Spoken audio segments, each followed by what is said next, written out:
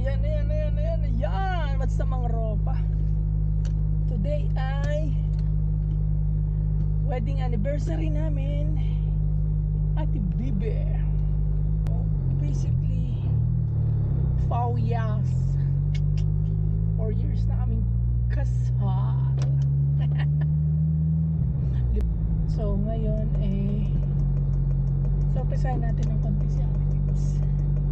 Ang gagawin ko ngayon is tatry kong bumili ng bulaklak, yung konti lang, tapos bigay ko sa kanya. Kaya lang for sure ano lang nun, iba bibigay lang sa akin, sabihin lang iuwi ko. Pero whatever, tingin tayo dito para dalhin natin sa kanya. Pero hindi pa yun yung surprise.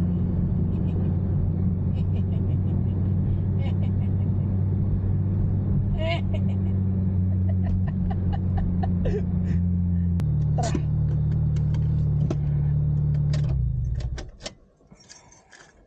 Mas kayo sa akin pagbili. Kung may makukuha kong rosas, mas maganda. Para kahit isang rosas lang, yun ang kailangan. Speaking of rosas, meron nga.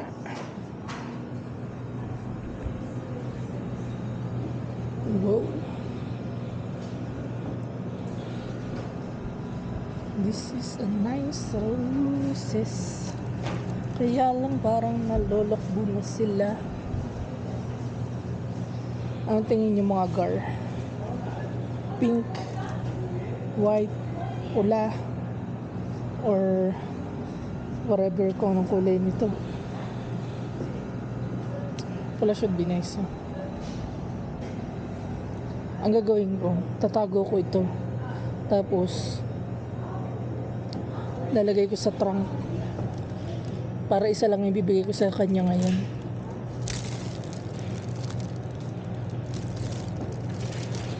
Ito na lang. Pwede na ito. Right, tara, bayad tayo. Then punta natin si Ate Bibe. Hanap lang tayo ng medyo maganda dito. Tapos tatanggalin natin sa isang bugkus na ito. Tapos nadalhin natin kay Ate Bibe ngayon. Okay. Let's go mga gar. Wish me luck. I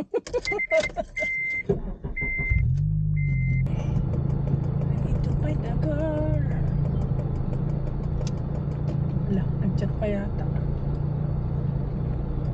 Nakapark na din ako.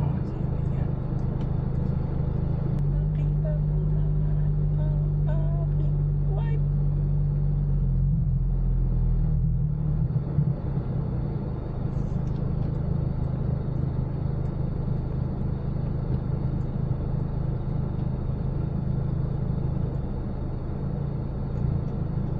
Pinapunta ko na dito ba?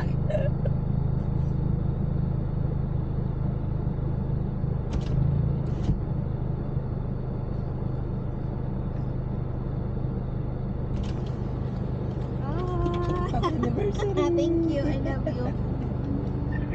I love you. Bye-bye. Alam, nakauwi ka na. I love you. I Ingat. love you. Bye-bye. Ganun lang yun, Gar. Kapugi points tayo ng konti. So, ayan. Uwi na. Continue na lang ito mamaya pag uwi niya. Doon ko set up ng konti yung aking konting surpresa. Soup. Rice. Ganun. Ay, mga ropa. Dito na lang muna. See you sa bahay. Alright, mga ropa. So, dito na tayo sa Baler. Anyway, dito na tayo sa bahay. Iniisip ko pa kung paano ko i-set up yung mga camera, yung mga para pagdating ni Ate Bibi. So, ayan. Iniisip ko, dito na lang itong 360 camera. Tapos, lalagyan ko doon sa pang camera ng DJI. Tapos, magtutulog-tulogan ako. ang gagawin ko is hindi ko re-replyan yung message niya. Tapos hindi ko din isisin. And then for sure, tatawag yun para silipin siya. Ang ganap natin, nandoon yung cake, tsaka ang bulaklak. Ganyan gagawin ko. Tapos, yun lang. Tutulog-tulugan lang ako dito. So yun mga par. Si Ate Viv is malapit na sa bahay. Ay, mag-exit na siya ng freeway. So, few minutes, dito na siya. But, tignan natin kung ano basta mangyayari. Basta magtutulog-tulogan ako. Tapos, ang mangyayari is tatawag yun maya-maya. Kasi gawa ng parking niya. Or magpapasilip siya kung may maparkan siya dito sa labas. Ito, record na yan dyan. Dyan na yan. Tapos hintayin na natin si Bibi. Tapos aakyat yun. Then magtutulog-tulogan ako.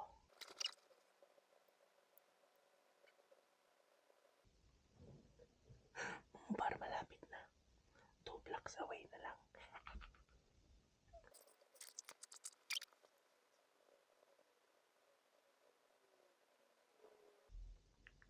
Ayun na yata. Narinig ko na yata sa sakit.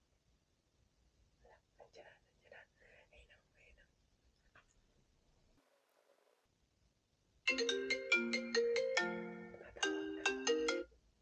Tumatawag na para magpapasigit.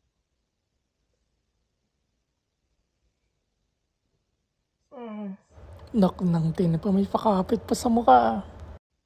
Tulog ka na? Yeah. Oo. Bakit? Papatulong sana ako yung itong nakaharang dito sa parking. Saan parking? Dito. May nakaharang na higaan dito eh. Hindi yung makapag-park. Sige, bababa ako. Sige. Sige. Wait lang.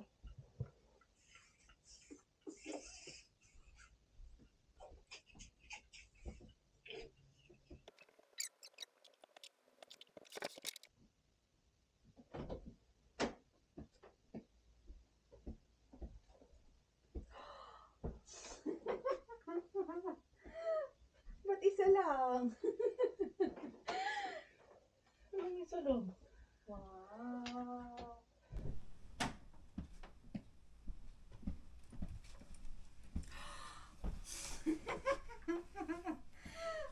Ba't isa lang?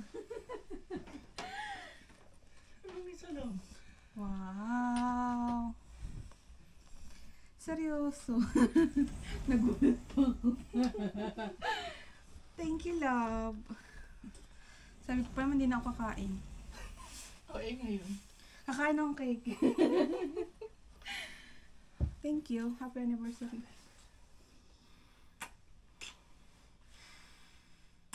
I love you. Wow. Sarap na amoy ng cake. Kaya pala isa lang binigay mo sa akin. Bakit? Hindi, tsaka mas gusto ko talaga isa lang dapat bigay sa'yo. Oh, ba't dimihan mo? Isang bundle yung pipilin mo eh. Okay naman ah. Ay, parang nagtataka ako. Nasaan yung lagayan nito? Anong lagayan na yan? Kasi yung takip niya. Yung takip niya nasa baba. Nasaan na kaya yung pinakasama niya? Ay, hindi ko pala natago yun. Oo. Nahanap ko nga kanina. Ay, hindi pala tayo dyan.